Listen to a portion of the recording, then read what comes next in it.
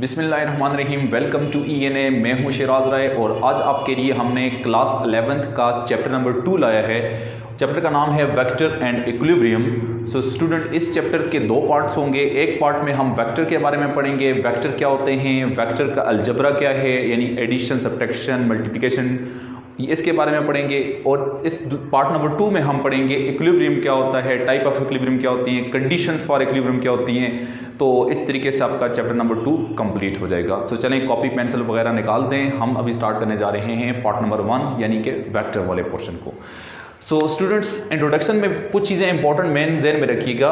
हम फिजिक्स में कुछ चीज़ों को कहते हैं क्वांटिटीज़।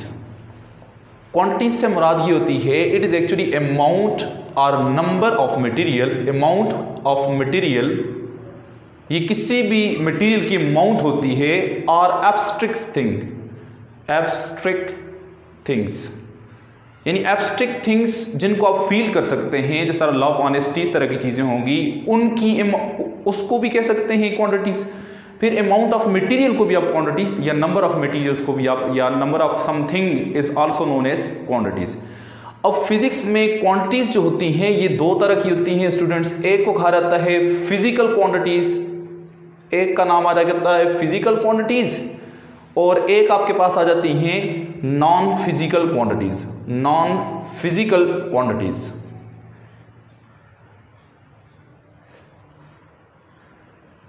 Non physical quantities. तो हमारे पास क्वांटिटीज कितनी तरह की होती हैं? दो तरह की।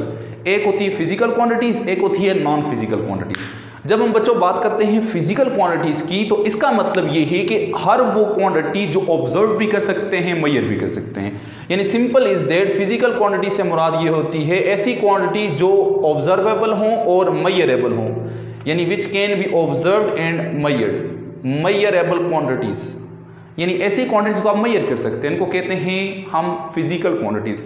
ऐसी क्वांटिटीज जो मेजरेबल ना हो, यानी which can not be measured, जिनको आप मेजर नहीं कर सकते, ऐसी क्वांटिटी को बच्चों कहते हैं non physical quantities. Non physical quantity को सिर्फ और सिर्फ फील कर सकते हैं, ओनली कैन फील, सिर्फ और सिर्फ आप इसको फील कर सकते हैं, ऐसी क्वांटिटी को कहते हैं नॉन फिजिकल क्वांटिटी। इसकी एग्जांपल सिंपल ज़हन में रखें, जिस तरह आप कहते हैं लव, ऑनेस्टी, ब्रेवरी एटसेट्रा। तो ऐसी क्वांटिटीज जो बाय नेचर हों, यानी सिंपल आप कह सकते हैं कि वो किसी भी मटेरियल की क्वालिटीज हैं। सो क्वालिटीज को आप मेजर नहीं कर सकते, दैट ओनली कैन फील। आप किसी की ऑनेस्टी बता नहीं सकते कि इसके पास कितनी ऑनेस्टी है, सिर्फ फील कर सकते हैं। सो इन फील करने वाली जो क्वालिटीज होती हैं इनको कहा जाता है एब्स्ट्रैक्ट थिंग, एब्स्ट्रैक्ट थिंग्स। सो एब्स्ट्रैक्ट थिंग्स जो होती हैं ये सारी की सारी हम नॉन फिजिकल क्वांटिटीज में इनको स्टडी करते हैं। जिस तरह मैंने अभी पहले करके दिया, क्वांटिटीज का मतलब होता है अमाउंट ऑफ मटेरियल और abstract things. Amount of material जो मेजरेबल होते हैं उनको कहते हैं हम मटेरियलिस्टिक वर्ल्ड में, चूंकि मटेरियल वो होता है जो मेजर्ड होता है। सो मटेरियलिस्टिक वर्ल्ड में हम मेजरेबल क्वांटिटीज को कहते हैं फिजिकल क्वांटिटीज, और जो मेटाफिजिकल वर्ल्ड में हम बात करते हैं जो मेजरेबल नहीं होती, जिस तरह लव, ऑनेस्टी, ब्रेवरी, ये एब्स्ट्रैक्ट थिंग्स होती हैं, इनको कहा जाता है नॉन फिजिकल क्वांटिटीज। हमारा कंसर्न नॉन फिजिकल क्वांटिटी के साथ नहीं है बच्चों, हमारा कंसर्न जो है वो ज्यादातर इस चैप्टर में होगा, वो फिजिकल क्वांटिटीज के साथ होगा। अब स्टार्ट करते हैं। फिजिकल क्वांटिटीज भी दो तरह की होती है बच्चों। एक को कहा जाता है स्केलर फिजिकल क्वांटिटीज, एक को कहा जाता है स्केलर फिजिकल क्वांटिटीज, और एक को कहा जाता है बच्चों vector physical quantities, vector physical quantities.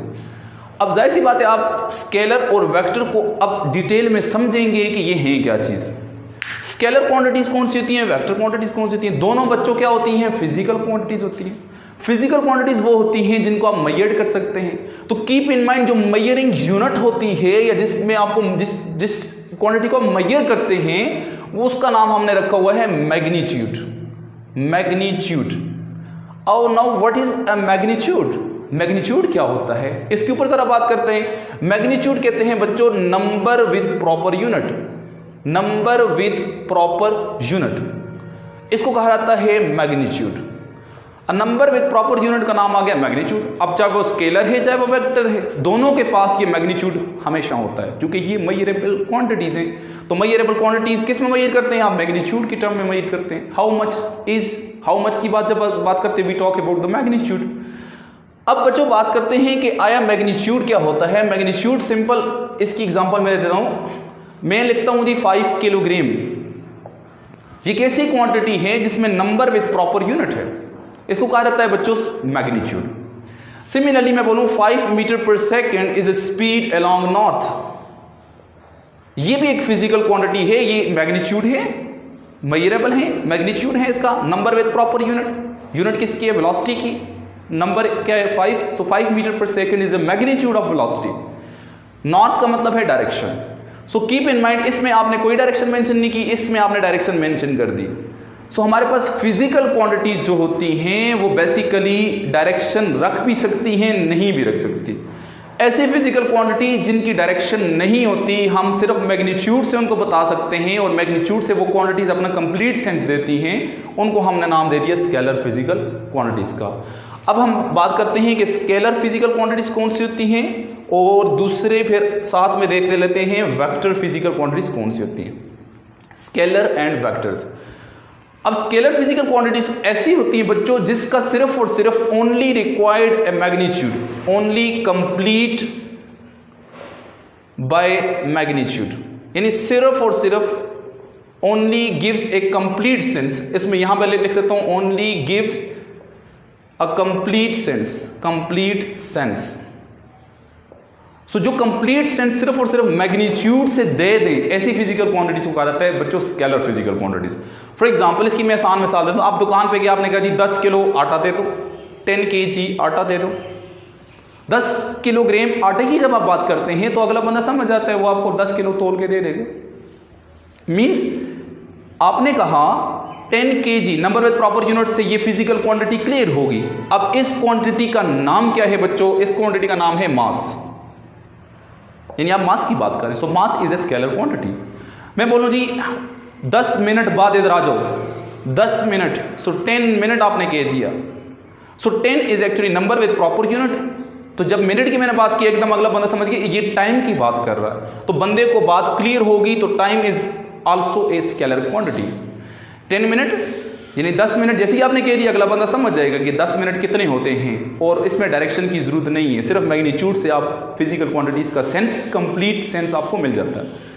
Similarly बच्चों अगर मैं बोलूं जी 500 जूल एनर्जी, तो 500 जूल एनर्जी सिंपल, इसमें तो आपके पास जूल की जैसी बात करेंगे आप, बात वी टॉक अबाउट एनर्जी। सो इस केस में आप एनर्जी की बात कर रहे हैं। So energy is also a word, scalar quantity, सिर्फ मैग्नीट्यूड एंड से आपके पास सेंस कंप्लीट हो जाता है।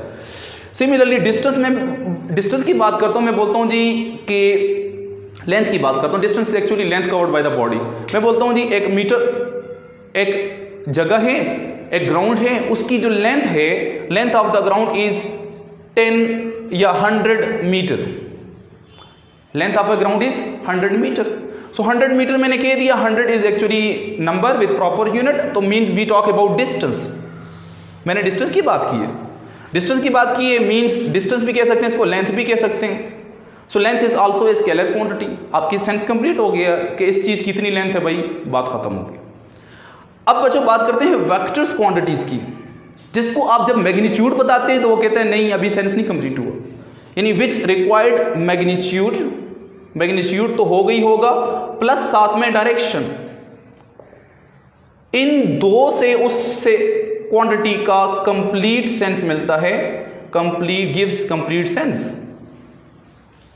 यानी मैग्नीट्यूड के साथ डायरेक्शन बताएंगे तो कंप्लीट सेंस मिल जाएगा, अदरवाइज कंप्लीट सेंस नहीं मिलेगा। इसकी मैं सिंपल आपको एग्जांपल देता हूं। अब कोई बंदा बोले उसको लाहौर का नहीं पता किधर है, एक जगह पे आप खड़े हैं, आपसे पूछ रहे लाहौर किधर है, आप बोलते हो भाई 50 किलोमीटर इधर से। कितना है बच्चों? 50 किलोमीटर आपने बता दिया। 50 किलोमीटर क्या है? मैग्नीट्यूड। जब आपने उसको 50 किलोमीटर बता दिया, आप उसको तो नहीं पता, वो अगला सवाल आपसे पूछेगा भाई 50 किलोमीटर किस तरफ, तो फिर आप उसको मेंशन करोगे 50 किलोमीटर, चूंकि वो तो खड़ा है, वो तो 50 किलोमीटर उधर जाना है, इधर जाना है, उधर जाना है या इधर जाना है 50 किलोमीटर, तो फिर आपको मेंशन करेगा भाई 50 किलोमीटर वेस्ट की जानब जाओगे आपको लाहौर मिल जाएगा। सो मींस इस 50 किलोमीटर के साथ आपने वेस्ट उसको साथ में बताया, तब जाके वो कंप्लीट सेंस उसको मिला। तो आपने कहा जी this is actually position of a Lahore. So position is a vector quantity. Position असल में क्या होती है किसी ऑब्जेक्ट की, जब आप लोकेट करते हैं, डायरेक्टेड करते हैं, तो ये वेक्टर क्वांटिटी है। Position with respect to time अगर चेंज हो रही है, rate of change of position with respect to time is a velocity of object. Means आप बात करें वेलोसिटी की। सिमिलरली आप वेलोसिटी के चेंज को एक्सेलरेशन कहते हैं, एक्सेलरेशन भी वेक्टर क्वांटिटी है। F is equal to ma के मुताबिक, चूंकि a वेक्टर क्वांटिटी है तो F भी वेक्टर क्वांटिटी आपके पास आ जाएगा।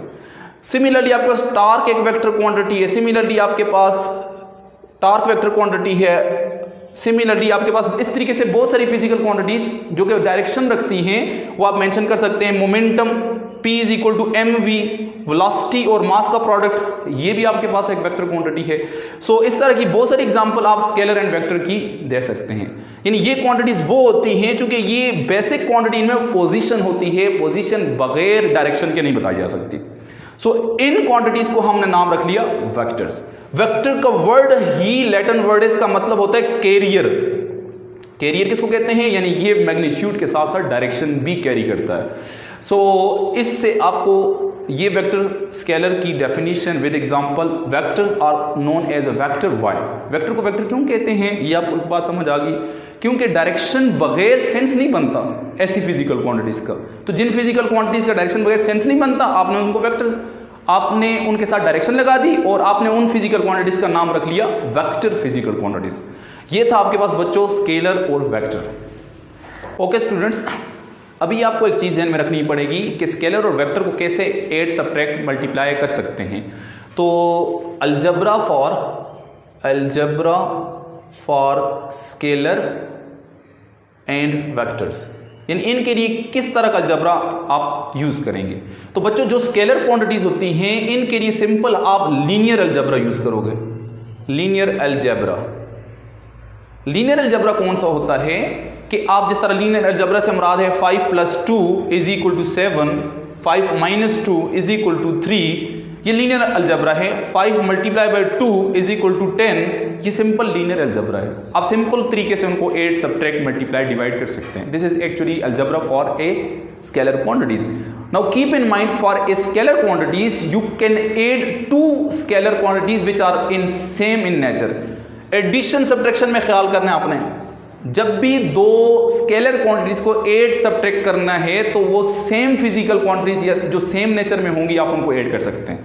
मिसाल के तौर पे 5 किलोग्राम में आप 5 सेकंड ऐड नहीं कर सकते, कीप इन माइंड। सिमिलरली इसमें से आप इसको सब्ट्रैक्ट भी नहीं कर सकते। सो एडिशन सब्ट्रैक्शन जो है, कीप इन माइंड बच्चों, ये उन 2 स्केलर क्वांटिटीज में होगी जो सेम इन नेचर रखेंगी।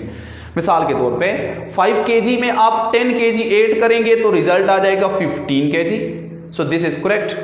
आप 2 स्केलर क्वांटिटीज को ऐड किया जो सेम इन नेचर थी। डिफरेंट इन नेचर वाली फिजिकल क्वांटिटीज जो स्केलर हैं आप उनको ऐड सब्ट्रैक्ट नहीं कर सकते। मल्टीप्लाई डिवाइड कर सकते हैं, मल्टीप्लाई डिवाइड कर सकते हैं, लेकिन ऐड सब्ट्रैक्ट में आपने ख्याल करना है। सो नेक्स्ट आपके पास है algebra for a vector quantities. Vector का vector has its own algebra, इसका अपना अलजबरा है। एडिशन के लिए हम पढ़ेंगे, सब्ट्रैक्शन, एडिशन एंड सब्ट्रैक्शन के लिए पढ़ेंगे। सिमिलरली मल्टीप्लिकेशन का पढ़ेंगे हम, मल्टीप्लिकेशन, डिवीजन इसमें होती नहीं है, उसकी रीजन भी देखेंगे। यानी ये वेक्टर का अलजबरा है। वेक्टर को कैसे ऐड करते हैं, वेक्टर कैसे सब्ट्रैक्ट करते हैं, इसको कहा जाता है, this is known as vector algebra.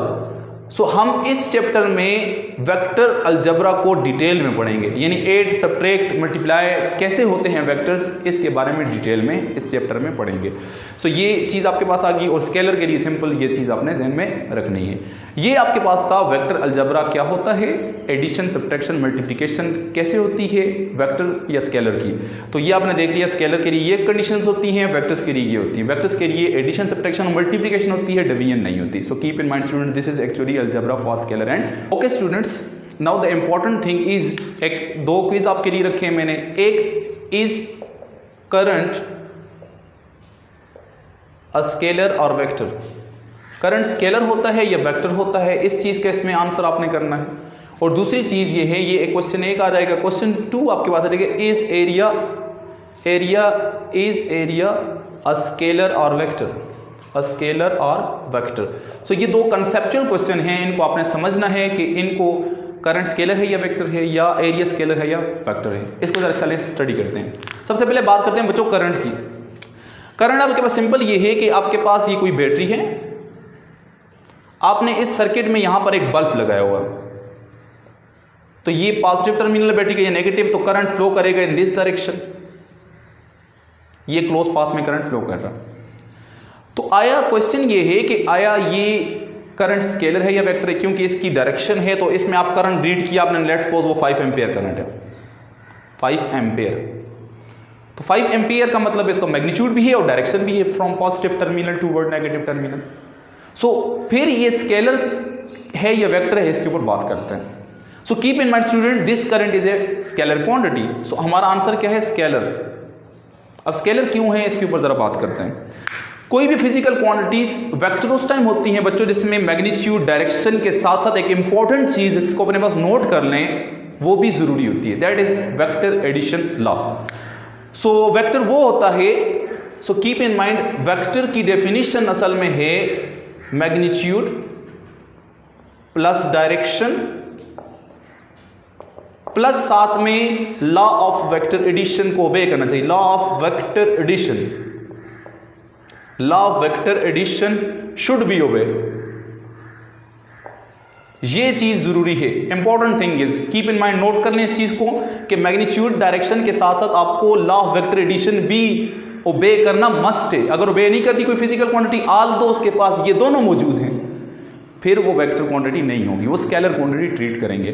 तो यहां पर मैग्नीट्यूड भी इसके पास था, डायरेक्शन भी थी, लेकिन स्टिल आपने इसको कहा कि ये स्केलर क्वांटिटी है। इसकी सिंपल एग्जांपल मैं देता हूं। लेट आपके पास एक सर्किट है, इस सर्किट में लगा हुआ है रजिस्टर, 2 रजिस्टर लगे हुए हैं, यहां से आपको करंट मिल रहा है 10 एम्पियर का, इन हो रहा है करंट।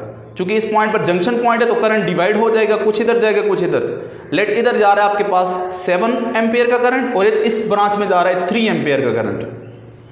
तो इस पॉइंट पर आपको करंट यूं ट्रेवल करेगा, तो इस पॉइंट पर आपको कितना मिलना चाहिए करंट? 7 एम्पियर ये आ जाएगा और 3 एम्पियर ये करंट जा रहा है। तो इस पॉइंट पर आपको मिलना चाहिए वेक्टर एडिशन के मुताबिक, चूंकि जब 2 वेक्टर ऑपोजिट डायरेक्शन में आते हैं तो आप उनको सबट्रैक्ट करते हैं। तो ये अगर वेक्टर ट्रीट करते हैं आप, तो 7 एम्पियर माइनस 3 एम्पियर करेंगे, you get A 4 ampere current in this branch. ये आना चाहिए आपके पास, लेकिन आपने यहां पे एम मीटर लगाया, एम मीटर पे रीडिंग आपके पास इसके बजाय 7 और 3 अगेन 10 एम्पियर आ गई। यानी आप तो यहां पे हैरान हो गए कि यहां पर तो रीडिंग, चूंकि ये वेक्टर एडिशन के मुताबिक तो 4 एम्पियर आना चाहिए, लेकिन यहां पर आपके पास आ रही है 10 एम्पियर। सो आपने कहा जी ये है तो डायरेक्शन भी मैग्नीट्यूड भी रखता है, लेकिन आपने जब इस पे वेक्टर एडिशन लगाया तो वेक्टर अलजेब्रा को ये ओबे नहीं कर रहा, लिहाजा हमने कहा ये स्केलर क्वांटिटी है। सो कीप इन माइंड, यहां पर आपको 10 एम्पियर मिला, तो आपने कह दिया जी चूंकि ये तो जंक्शन रूल है, जितना करंट इन होता है उतना आउट होता है, तो जंक्शन रूल आपने इसके ऊपर लगाया, तो उसके मुताबिक यहां पर 10 एम्पियर और आपने मेजर किया फिर भी 10 एम्पियर, तो लॉ ऑफ वेक्टर एडिशन इस पे ओबे नहीं हो रहा, लिहाजा आपने कहा ये स्केलर क्वांटिटी है। सिमिलरली आप यूं भी कह सकते हैं current is equal to the rate of flow of charge. So ये दोनों क्वांटिटी स्केलर हैं, लिहाजा रिजल्ट स्केलर आएगा। So current is a scalar quantity. So keep in mind students, this is an important point. Another point is area a scalar और vector quantity. जब area की बात करें स्केलर है या वेक्टर, तो इसकी ऊपर हम डिस्कशन करते हैं। सो एरिया आपके पास होता है बच्चों length multiply by width. Length and width दोनों स्केलर क्वांटिटी हैं, प्रोडक्ट भी स्केलर ही मिलता है। लेकिन जब आप वेक्टर एरिया की बात करते हैं तो it has magnitude and direction, magnitude and direction, and this unit vector और डायरेक्शन जो बताएगा वेक्टर, इसको कहते हैं normal to the plane. Normal to plane, ये हमेशा उस प्लेन पे नॉर्मल होता है। जब किसी एरिया को आप डायरेक्टेड करते हैं स्टूडेंट्स, तो आप कहते हैं कि ये एक वेक्टर क्वांटिटी है। इसकी मैं सिंपल एग्जांपल आपको देता हूं। लेट आपके पास ये एक कॉपी है, इसका एरिया क्या है? लेंथ, और ये लेंथ आ गई, ये विड्थ, मल्टीप्लाई कर दें, एरिया आपको मिल गया, इसका मैग्नीट्यूड मिल गया। अब मैं बोलूं इसकी डायरेक्शन, तो इसकी डायरेक्शन इस पे नॉर्मल होगी, यानी इस तरह। तो इसका जो पोजीशन, इसका जो इनिशियल जो डायरेक्शन थी एरिया की, यानी ये बुक थी और इसकी इनिशियल डायरेक्शन ये थी। This is area vector A and this is actually length multiply by width area. अब आपने कह दिया कि इसको मैं थोड़ा सा रोटेट करता हूं, टिल्ट करता हूं यूं। जैसे ही मैंने इसको थोड़ा टिल्ट किया, यानी थोड़ा सा यूं किया, तो ये यूं करूंगा तो अब इसका पहले एरिया वेक्टर यूं था, अब यूं करूंगा तो area vector is always normal to the surface. अब एरिया वेक्टर यूं चला जाएगा, मींस एरिया वेक्टर यूं चला जाएगा। एरिया वेक्टर अभी जो टिल्ट करने के बाद यानी थोड़ा सा मैंने यूं रोटेट किया है तो एरिया वेक्टर इस डायरेक्शन में चला गया। तो ये पहले एरिया वेक्टर के साथ कोई एंगल थीटा बना रहा है, तो आपने कह दिया this area is actually called a vector quantity. Whenever you gives the direction of area, the quantity becomes a vector quantity. So आपने इसको दे दिया vector quantity का नाम। So this is an important things. Is current is scalar or vector? Is area scalar or vector? Okay students, अभी हम बात करते हैं types of vector, यानी कितने तरह के vector होते हैं। We talk about types of vector. Most important thing is type of vectors. तो बच्चों टाइप ऑफ वेक्टर की जब आप बात करते हैं तो आपके पास डिफरेंट टाइप ऑफ वेक्टर होते हैं। मैं उनके नाम मेंशन कर लेता हूं। सबसे पहला वेक्टर हम पढ़ेंगे को इनिशियल वेक्टर। को इनिशियल वेक्टर, अब देखें को इनिशियल वेक्टर की जब बात करेंगे तो इसका वर्ड ही को इनिशियल का मतलब ही ये होता है जिस ऐसे वेक्टर्स जिनकी इनिशियल पॉइंट क्या हो, सेम हो। सो कीप इन माइंड इसमें having same initial points, having same initial point या same starting point. Starting point भी कह सकते हैं और इनिशियल पॉइंट भी कह सकते हैं। ऐसे वेक्टर्स को आप कहते हैं बच्चों को इनिशियल वेक्टर्स। को इनिशियल वेक्टर्स की सिंपल और बहुत आसान सी मैं आपको एग्जांपल देता हूं। लेट आपके पास ये एक वेक्टर है, ये एक वेक्टर है, ये एक वेक्टर है, ये एक वेक्टर है, ये एक वेक्टर है। अब ये डिफरेंट वेक्टर्स हैं। लेट वेक्टर ए है, ये बी वेक्टर है, ये सी वेक्टर है, ये डी वेक्टर है, ये ई वेक्टर है। ये A B C D E vector सारे के सारे वेक्टर ऐसे हैं जिनका इनिशियल या स्टार्टिंग पॉइंट बच्चों एक ही है। ऐसे वेक्टर्स को कहा जाता है को इनिशियल वेक्टर्स। स्टार्टिंग पॉइंट को कहा जाता है टेल और टर्मिनल पॉइंट को कहा जाता है बच्चों हेड। सो जिनकी स्टार्टिंग पॉइंट मीन जिनकी टेल सेम पॉइंट से स्टार्ट लें, ऐसे वेक्टर्स को कहा जाता है बच्चों को इनिशियल वेक्टर। अब दूसरी टाइप के ऊपर बात करते हैं। This is actually type number 1। यानी टाइप नंबर 2 के ऊपर बात करते हैं को टर्मिनल वेक्टर्स। को टर्मिनल वेक्टर्स वर्ड जैसे देखें, ऐसे वेक्टर्स जिनके टर्मिनल पॉइंट सेम हो, यानी having same terminal point, having same terminal point या एंडिंग पॉइंट, एंडिंग पॉइंट्स, इनको कहा जाता है बच्चों को टर्मिनल वेक्टर्स। फॉर एग्जांपल आपके पास ये एक वेक्टर आ गया, ये दूसरा वेक्टर आ गया, ये तीसरा वेक्टर आ गया, ये चौथा वेक्टर आ गया, तो ये चारों के चारों वेक्टर्स के हेड आपस में, ये टर्मिनल पॉइंट्स आपस में कोइंसाइड कर रहे हैं, मिल रहे हैं। सो इनके सारे के सारे टर्मिनल पॉइंट सेम हैं, इनिशियल पॉइंट तो डिफरेंट है। लिहाजा ऐसे वेक्टर्स जिनके टर्मिनल पॉइंट सेम, इनको कहा जाता है बच्चों को टर्मिनल वेक्टर्स। सो ये टाइप नंबर 2 आ जाएगी, नोट कर लें इसको अपने पास। अब बात करते हैं स्टूडेंट्स टाइप नंबर 3 के ऊपर। टाइप नंबर 3 का नाम है हमारे पास नल वेक्टर्स। नल वेक्टर, ऐसे वेक्टर अब देखें, मैं पहले नल वेक्टर कहां से आया है उसके ऊपर जरा बात करता हूं, फिर मैं आपको नल वेक्टर की डेफिनेशन बताऊं। वेक्टर्स वाले चैप्टर में नल वेक्टर बहुत इंपॉर्टेंट वेक्टर होता है। नल वेक्टर से मुराद ये होता है कि जिसका मैग्नीट्यूड 0 हो, having 0 magnitude and arbitrary direction. चूंकि इसका मैग्नीट्यूड हमारे पास होता है 0 और आर्बिट्री डायरेक्शन की हम बात करते हैं। या दूसरी में डेफिनेशन इसमें ये लिखता हूं, having same starting and ending point, having same starting and ending point, जिसका एंडिंग पॉइंट और स्टार्टिंग पॉइंट सेम हो, ऐसे वेक्टर को कहा जाता है बच्चों नल वेक्टर। अब नल वेक्टर आया किधर से, इसके ऊपर जरा बात करते हैं। नल वेक्टर की कहानी स्टार्ट होती है सिंपल लीनियर अलजेब्रा से। जब मैथमेटिक्स वालों ने 1 2 3 अप टू 9 तक डिजिट डिस्कवर्ड कर लिए, फिर उन्होंने नंबर सिस्टम में कुछ प्रॉपर्टीज एक्सप्लेन की। उन्हें कहा जी 2 नंबर को ऐड करो, यू गेट अ नंबर। किसी भी 2 नंबर को ऐड करो, आपके पास नंबर आएगा। सिमिलरली 2 नंबर को सब्ट्रैक्ट करो, जिस तरह 4 - 3 you get 1, so you get a number. If you add और subtract 2 numbers you get a number. लेकिन जब प्रॉब्लम आया कि 5 - 5 की आपने रिजल्ट, आपने कहा जी ये तो कोई नंबर ही नहीं है, 5 में से 5 निकालें कुछ भी नहीं, मीन्स 1 से 9 तक तो ऐसा कोई नंबर ही नहीं है। तो उन्हें कहा जी 2 नंबर्स को माइनस करो, यू गेट अ नंबर। तो नंबर सिस्टम में एक नया नंबर इंट्रोड्यूस कर दिया जिसका नाम रखिए बच्चों 0। सिमिलरली जब वेक्टर की हम बात करते हैं, when you add two vectors you get a vector, when you subtract two vector you get a vector. Let मैं कहता हूं अगर मैं 3i यूनिट वेक्टर में से 3i यूनिट वेक्टर में मैं 2i यूनिट वेक्टर ऐड करता हूं, यानी 3 + 2 that is 5i unit vector, result ये आता है। यानी दो वेक्टर्स को आपने ऐड किया, you get a vector. Similarly जब आपने किया 3i unit vector minus 3i unit vector, दो same vector equal magnitude opposite direction वाले, जब आपने ऐड की सब्ट्रैक्ट किए बच्चों, ये ऐड किया, रिजल्ट आपका सर 3 - 3। रिजल्ट तो आपने कहा जी दो नंबर को ऐड करो या दो वेक्टर को ऐड करो, आपको तो वेक्टर मिलना चाहिए, तो यहां पर तो वेक्टर मिलना चाहिए, लेकिन ऐसा वेक्टर लेना है जिसका मैग्नीट्यूड 0 होना चाहिए। तो ये मैग्नीट्यूड 0 ले लिया, लेकिन चूंकि दो वेक्टर्स की एडिशन है तो इसके ऊपर आपने यूं एरो लगा देनी है। So this is actually a vector quantity. When you add two vectors you get a vector. So इधर दो वेक्टर्स को आपने सब्ट्रैक्ट किया, यू गेट ए वेक्टर, और इस वेक्टर का हमने नाम रख लिया नल वेक्टर। और नल वेक्टर क्या होता है, इसका मैग्नीट्यूड 0 और आर्बिट्री डायरेक्शन होती है। The most important concept of null vector. Okay students, अभी हम बात करते हैं टाइप नंबर 4 के ऊपर। टाइप नंबर 4 का नाम है यूनिट वेक्टर।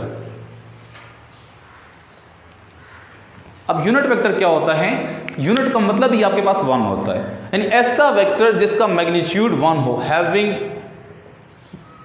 मैग्नीट्यूड 1, जिसका मैग्नीट्यूड 1 हो, only indicating the direction, only for direction, ऐसे वेक्टर को बच्चों कहा जाता है यूनिट वेक्टर, जिसका मैग्नीट्यूड 1 और डायरेक्शन हमारे पास बताने के लिए इस्तेमाल हो, ऐसे वेक्टर को कहा जाता है यूनिट वेक्टर। सिमिलरली आपको मैं बताऊं, आपके पास जब भी किसी बॉडी की पोजीशन बताते हैं तो आप यूज करते हैं कार्टेशियन कोऑर्डिनेट सिस्टम। इसको आगे नेक्स्ट लेक्चर में पढ़ेंगे। ये एक्स एक्सिस होता है, ये वाई एक्सिस, जिसको आप जेड एक्सिस लेते हैं। अब किसी बॉडी की पोजीशन बतानी है, अगर एक्स एक्सिस पड़ा हुआ तो आप लेते हैं आई यूनिट वेक्टर, वाई पे पड़ा हुआ है तो जे यूनिट वेक्टर लेते हैं, और जेड पे पड़ा हुआ तो के यूनिट वेक्टर लेते हैं। इनका जो रिप्रेजेंटेशन है वो किसी भी लेटर के ऊपर आपने ये केप डालनी है। So put the cap over a letter.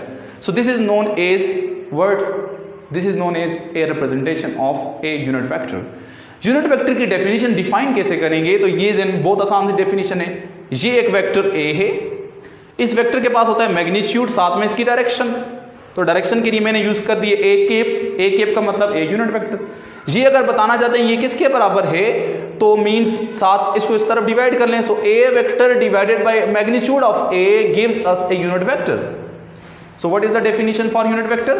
Vector itself divided by its magnitude. So this is what unit vector. So keep in mind students, unit vector के बारे में पता होना चाहिए। मैग्नीट्यूड जिसका 1 होता है, सिर्फ डायरेक्शन के लिए इस्तेमाल करते हैं, इसको कहा जाता है unit vector.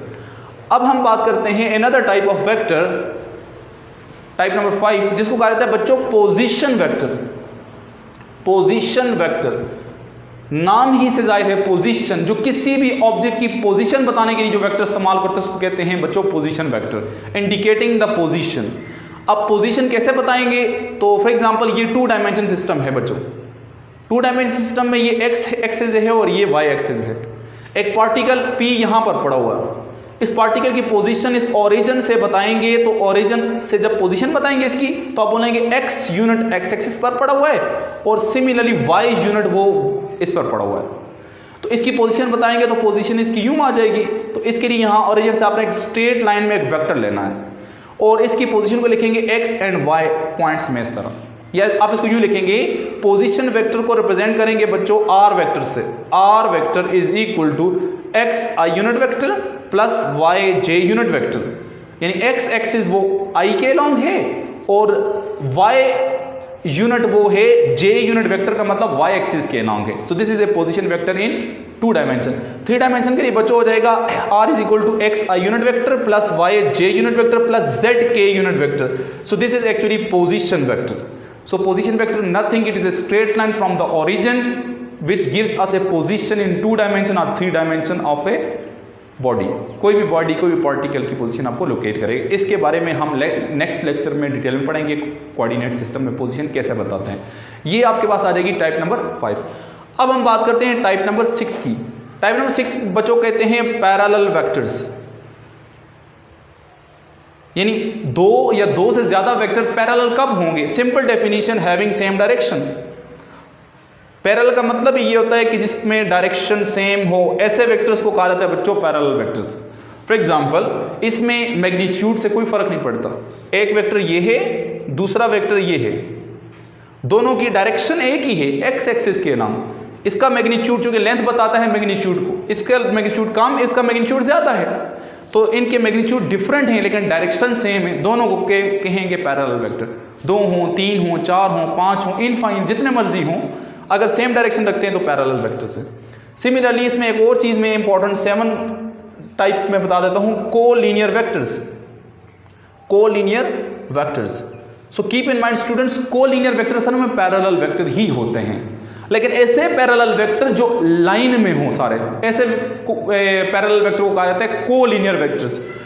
So this is actually parallel vector, parallel vectors in A line is collinear vector, simple definition. तो चलें इसको जरा ड्रा कर लेते हैं। ये एक वेक्टर था, ये दूसरा वेक्टर है, ये तीसरा वेक्टर है, ये वेक्टर ए है, वेक्टर बी है, वेक्टर सी है, सारे के सारे कैसे हैं बच्चों पैरेलल। पैरेलल का मतलब एक लाइन में है, एक डायरेक्शन में है, डायरेक्शन सेम है, और सारे के सारे एक ही लाइन में है, मींस ये पैरेलल इन ए लाइन है, तो इनको कहेंगे collinear vectors.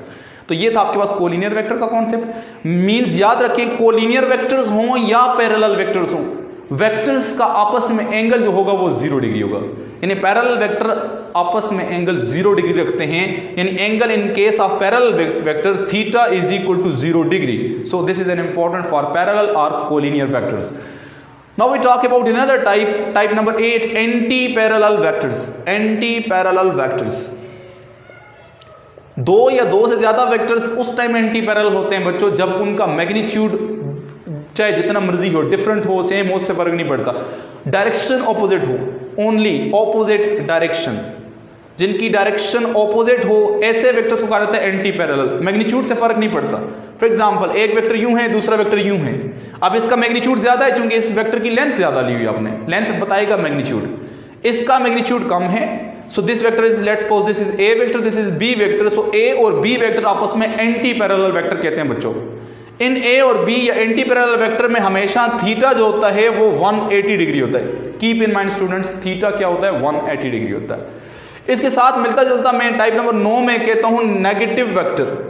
Negative vector student, negative vector किसी भी वेक्टर का वो वेक्टर होता है जो आप 180 डिग्री पे फ्लिप करते हैं उसको, यानी a vector is said to be negative vector if have equal magnitude but opposite direction. यानी इक्वल मैग्नीट्यूड होना चाहिए, मैग्नीट्यूड बराबर होना चाहिए, और साथ में डायरेक्शन ऑपोजिट होना चाहिए। डायरेक्शन ऑपोजिट मींस ये एंटी पैरेलल की तरह है। It is actually anti parallel vector having same magnitude. Anti parallel का मतलब होता है ऑपोजिट डायरेक्शन, सेम मैग्नीट्यूड हुआ तो उस एंटी पैरेलल वेक्टर को आप बोल देंगे नेगेटिव वेक्टर।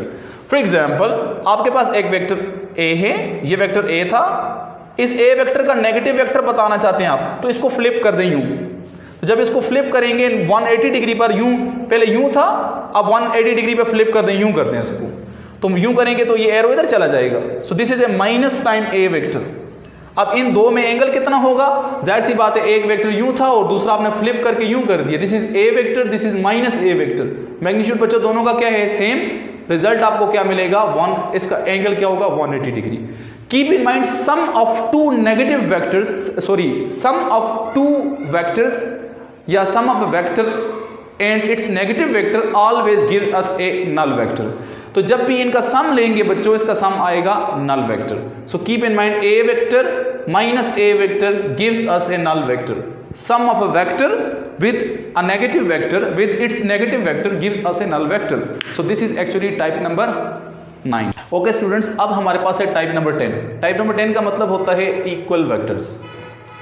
इक्वल का मतलब ही आप इक्वल वेक्टर्स, इक्वल का मतलब ये जिसका मैग्नीट्यूड और डायरेक्शन दोनों सेम हो। इक्वल वेक्टर का मतलब magnitude as well as direction same हो, ऐसे वेक्टर्स को कहा जाता है बच्चों इक्वल वेक्टर्स। मैग्नीट्यूड और डायरेक्शन की बात हुई है, इनिशियल और टर्मिनल पॉइंट की बात नहीं हुई। अब फॉर एग्जांपल एक वेक्टर ए है, एक वेक्टर बी है। दोनों के मैग्नीट्यूड सेम है, यानी 2i यूनिट वेक्टर इसका भी है और इसका भी है 2i unit vector. 2i unit vector में आपको मैग्नीट्यूड भी सेम नजर आ रहा है और i का मतलब है दोनों x एक्सिस पे पड़े हुए हैं। सो मींस ये दोनों वेक्टर आपस में क्या होंगे, इक्वल वेक्टर्स, डायरेक्शन मैग्नीट्यूड दोनों सेम है irrespective of their initial position. यानी ज़हन में रखनी है आपने कि इसकी इनिशियल पोजीशन डिफरेंट हो सकती है, ये जरूरी नहीं है कि इनिशियल पोजीशन भी सेम हो। फॉर एग्जांपल एक वेक्टर ये ले लिया आपने, this is 2i unit vector, एक वेक्टर यहां पर ले लिया आपने, कितना 2i यूनिट वेक्टर। सो ये a वेक्टर है, ये b वेक्टर है। इन a और b वेक्टर दोनों को आप कहेंगे इक्वल वेक्टर्स। यानी इक्वल वेक्टर का मतलब ये नहीं है कि फॉर एग्जांपल एक बंदे ने इधर से रेस स्टार्ट की, एक बंदे ने वहां से रेस स्टार्ट की है, तो दोनों के इनिशियल पॉइंट क्या है, डिफरेंट है। दोनों ने डिस्टेंस कितना कवर्ड किया है, सेम। यानी दोनों ने अगर सेम डिस्टेंस कवर्ड किया, डिस्प्लेसमेंट दोनों के सेम है। इस बंदे का डिस्प्लेसमेंट भी 2 है i की तरफ, इसका भी 2 है i की तरफ। इसने रेस इस कॉर्नर से स्टार्ट की, दूसरे ने रेस उस कॉर्नर से स्टार्ट की। दोनों के इनिशियल पॉइंट डिफरेंट हैं लेकिन मैग्नीट्यूड डायरेक्शन सेम है। इन वेक्टर्स को बच्चों कहा जाता है इक्वल वेक्टर्स। जरूरी नहीं है इसमें कि इनिशियल पॉइंट भी दोनों के सेम है, ये जरूरी नहीं है, इनिशियल पॉइंट डिफरेंट भी हो सकते हैं। So this is type number 10। अब बच्चों the most important type of a vector is 11 type and that is called coplanar vectors. Coplanar vectors simple is that coplanar का मतलब if we have 2 or more than 2 vectors having a same plane, having same plane. हम बात करते हैं यहां पर किसकी, plane की। प्लेन का मतलब 2 डायमेंशन सिस्टम। तो 2 डायमेंशन सिस्टम में 2 या 2 से ज्यादा वेक्टर जब कभी भी आएंगे, ऐसे सिचुएशन में उन वेक्टर्स को कहा जाता है कोप्लेनर वेक्टर्स। अब आपको मैं प्लेन के बारे में जरा बता देता हूं। हमारे पास ये सिचुएशन होती है कुछ जिसको आप जनरल कार्टेशियन कोऑर्डिनेट सिस्टम कहते हैं, x, y एंड z। इस प्लेन को बच्चों कहा जाता है this plane is x y plane, x y plane. इस प्लेन को बच्चों कहा जाता है this is known as y z plane, y z plane. इस प्लेन को बच्चों कहा जाता है x z प्लेन। यानी हमारे पास 3 तरह की प्लेन पॉसिबल है, x y y z z x, x y y z and z x। ये एक प्लेन आ जाएगी, ये एक प्लेन आ जाएगी, ये एक प्लेन है। अब चूंकि z एक्सिस बाहर की तरफ है, चाहे इसको यूं इमेजिन करें, ये बाहर की तरफ है, ये एक प्लेन, ये दूसरी प्लेन और ये तीसरी plane. So keep in mind students, ये 3 तरह की प्लेन आपके पास पॉसिबल होती है। अब कोई भी 2 वेक्टर्स, एक इंपॉर्टेंट पॉइंट ध्यान में रखें, any two vectors having theta is non zero, theta zero नहीं होना चाहिए, non zero theta, always coplanar. Important point बच्चों, 2 वेक्टर्स हमेशा कोप्लेनर होते हैं अगर उनके दरमियान में एंगल क्या है, 0 डिग्री है। 0 डिग्री नहीं है, क्योंकि अगर दोनों के दरमियान में एंगल 0 डिग्री आ जाएगा तो वो तो पैरेलल वेक्टर हो जाएंगे, वो तो प्लेन में लाई नहीं करेंगे, वो तो लाइन पे लाई करेंगे। This is A case of 1 dimension. मिसाल के तौर पे एक वेक्टर ये है, दूसरा वेक्टर भी इसी लाइन में पड़ा हुआ है, ए वेक्टर भी ये है, बी वेक्टर। तो ये 2 वेक्टर जिनमें एंगल 0 डिग्री है, ये एक लाइन में एग्जिस्ट करते हैं। इनको आप प्लेन में नहीं कहेंगे, इनको कोप्लेनर नहीं कहेंगे, इनको हम कोप्लेनर का नाम नहीं देंगे। Keep in mind, angle theta non zero हो, कुछ ना कुछ एंगल हो। तो मींस अगर एक वेक्टर ए है यूं, एक वेक्टर बी यूं है, ये 2 वेक्टर ले लिए, ए वेक्टर और बी वेक्टर, इनके दरमियान में कुछ एंगल थीटा बन रहा है। फॉर एग्जांपल ये 2 वेक्टर्स हैं। अब ये 2 वेक्टर आप किसी भी प्लेन में लेंगे, क्योंकि जाहिर सी बात है 2 वेक्टर तो हमेशा लाइन में तो नहीं होंगे, ये तो हमेशा प्लेन में एग्जिस्ट करेंगे। तो वो इसमें भी हो सकते हैं, इसमें भी हो सकते हैं, इसमें भी हो सकते हैं। सो मींस आप ये ज़हन में रखें। लेट मैं इस प्लेन में इसको मेंशन कर लेता हूं, this is vector A and this is vector B. A vector, B vector किस प्लेन में लाई कर रहा है बच्चों, एक्स वाई प्लेन में। सिमिलरली एक्स वाई प्लेन में लाई कर सकता है, यूं लाई कर सकता है वाई जेड प्लेन में, यूं जेड एक्स प्लेन में। चूंकि 2 वेक्टर हमेशा प्लेन में लाई करते हैं जब उनके दरमियान में एंगल नॉन जीरो होता है। तीसरा वेक्टर, थर्ड वेक्टर और फोर्थ वेक्टर, यानी तीसरा चौथा, इस तरह के वेक्टर जो होते हैं, इट मे बी कोप्लेनर और मे नॉट बी, यानी हो भी सकता है, नहीं भी हो सकता। लेट तीसरा वेक्टर सी इसी प्लेन में लाई करता है, तो मैं इन तीनों को कह दूंगा बच्चों कोप्लेनर वेक्टर्स। लेकिन तीसरे की पॉसिबिलिटी ये भी हो सकती है कि वो यूं भी आ सकता है, इन दोनों पर परपेंडिकुलर भी आ सकता है, यानी तीसरी थर्ड प्लेन में जा सकता है। सो means keep in mind, 2 vector हमेशा कोप्लेनर होते हैं, तीसरा जो है इट मे और may not be coplanar. So this is an important point for coplanar vectors. Okay students, अभी आपके लिए कोई इंफॉर्मेशन फॉर योर इंफॉर्मेशन, आपकी इंफॉर्मेशन के लिए मैं वेक्टर्स की टाइप्स डिस्क्राइब करता हूँ, इसको आपने हमेशा याद रखना है। टाइप्स ऑफ वेक्टर, ये जनरल टाइप है, बड़ी जनरलाइज फॉर्म में मैं मेंशन करता हूँ। एक आपके पास होते हैं बच्चों जिनको कहा जाता है ट्रू वेक्टर्स, दूसरा नाम इनका होता है बच्चों पोलर वेक्टर्स। दूसरे तरह के वेक्टर्स होते हैं सीडो वेक्टर। सीडो वेक्टर इनका नाम आप सुनेंगे आगे चैप्टर्स में। सीडो वेक्टर्स होते हैं, या इनको कहा जाता है बच्चों एक्सियल वेक्टर्स। ये दोनों आर एक्सियल वेक्टर्स। सो दो तरह के वेक्टर्स होते हैं, क्योंकि ये डिफरेंट, हम जब भी किसी भी बॉडी की मोशन को डिस्क्राइब करते हैं तो डिफरेंट मोशन के डिफरेंट पैरामीटर्स होते हैं। जब हम मोशन स्ट्रेट लाइन में, या motion in 2 dimension, motion in 3 dimension, linear motion की बात करते हैं, लीनियर मोशन या जिसको आप कहते हो ट्रांसलेशनल मोशन, ट्रांसलेशनल मोशन की जब बात करते हैं, so in translational motion we talk about a linear parameters. कौन से पैरामीटर्स होते हैं बच्चों? सिंपल पोजीशन वेक्टर होता है, सिमिलरली डिस्प्लेसमेंट वेलोसिटी वेक्टर होता है, एक्सेलरेशन वेक्टर होता है, मोमेंटम वेक्टर होता है, फोर्स वेक्टर होता है। ये सारे के सारे लीनियर पैरामीटर हैं जो डिस्क्राइब करते हैं मोशन को। कैसी मोशन है बच्चों? ट्रांसलेशनल मोशन को। ऐसी मोशन के लिए जो पैरामीटर्स यूज करते हैं, जो वेक्टर्स फॉर्म यूज करते हैं, इन वेक्टर्स को बच्चों कहा जाता है ट्रू वेक्टर और पोलर वेक्टर्स। जब कभी भी आप बात करते हैं टर्निंग इफेक्ट की, यानी आप टॉर्क की बात करते हैं, आप थीटा की बात करते हैं, आप बात करते हैं बच्चों आप थीटा की बात, आप ओमेगा की बात करते हैं, एंगुलर वेलोसिटी की बात करते हैं, एंगुलर डिस्प्लेसमेंट की बात करते हैं, एंगुलर मोमेंटम की बात करते हैं, तो ये ऐसे पैरामीटर्स हैं जो एंगुलर पैरामीटर्स हैं। जब बॉडी रोटेट करता है तो ये पैरामीटर्स आप स्टडी करते हैं। सो इन वेक्टर्स को बच्चों कहा जाता है एक्सियल वेक्टर या सीडो वेक्टर कहा जाता है। इनकी डायरेक्शन हमेशा एक्सिस ऑफ रोटेशन की तरफ होती है। फॉर एग्जांपल एक बॉडी एंटी क्लॉकवाइज मूव कर रहा है, थीटा भी उसका एक्सिस की तरफ, ओमेगा भी उसका एक्सिस की तरफ, टॉर्क भी उसका एक्सिस की तरफ, उसका मोमेंटम, एंगुलर मोमेंटम भी एक्सिस की तरफ। तो ये वेक्टर हमेशा एक्सिस ऑफ रोटेशन की तरफ होते हैं। That's why it is known as axial vector, और इनको कहा जाता है बच्चों pseudo vectors. So this is an important for you. जब आपके पास दो फील्ड्स ऑफ मोशंस चेंज होते हैं, आप ट्रांसलेशनल मोशन से जब रोटेशनल मोशन में जाते हैं, तो जो पैरामीटर्स भी आपके पास जो एसोसिएटेड होते हैं वो भी चेंज होते हैं। लीनियर पैरामीटर से आप एंगुलर पैरामीटर स्टडी करते हैं। सो लीनियर पैरामीटर्स में जो वेक्टर्स फॉर्म होते हैं, उन वेक्टर्स को सिंपल कहा जाता है ट्रू वेक्टर्स और पोलर वेक्टर्स। जब आप बात करते हैं रोटेशनल डायनेमिक्स या रोटेशनल काइनेमेटिक्स स्टडी करते हैं, तो उसमें जो वेक्टर्स आप इस्तेमाल करते हैं मोशन डिस्क्राइब करने में, उनको कहा जाता है बच्चों एक्सियल वेक्टर और pseudo vector. So this is an important for your kind of information. Okay students, now the important segment of this lecture is eta MCQs. आपके लिए कुछ ईटा एमसीक्यूज लाए हैं, आप इजीली इनको अटेम्प्ट भी कर सकते हैं वीडियो को पॉज करके। तो चलें स्टार्ट करते हैं। एमसीक्यूज नंबर 1 में कह रहे हैं sum of vector with its negative vector is dash. यानी एक वेक्टर का सम लेना है आपने उसके नेगेटिव वेक्टर के साथ। तो ये आपने इस टॉपिक में डिटेल में पढ़ा है और आपको पता भी होगा।